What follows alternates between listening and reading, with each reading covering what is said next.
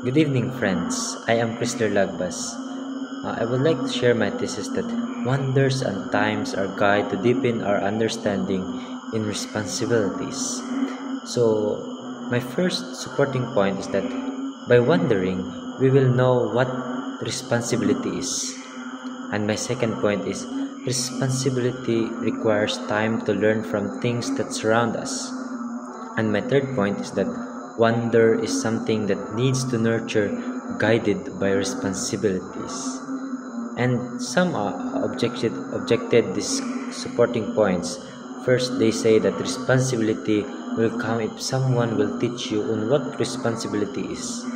And their second objection is that time is just only a time, but it is not connected to our responsibilities.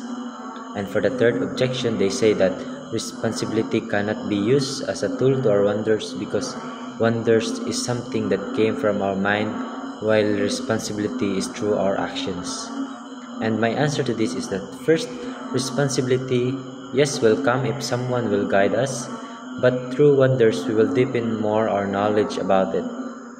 And for the second objection, my answer to that is time is not just a time. Times give us space to learn and develop our thoughts and wonders, particularly the responsibility we will face. And for the third, wonders and responsibilities are connected since our actions came from our mind. What we have in our mind will be the possible actions that we will take. And examples in the connection to In My Father's Garden story by Sister Mary Milanay. First is that her father guides her along the way, but what he helps to discover more is her ability to wonders. And second is that she didn't know what are the plants that are harmful and good for the garden. And for the third, her father wants to develop her thinking about responsibility so that if time will come, we are ready enough to face it. And for my insight is that first, I can say that there is a time for everything, and through wonders we are able to know different things in life.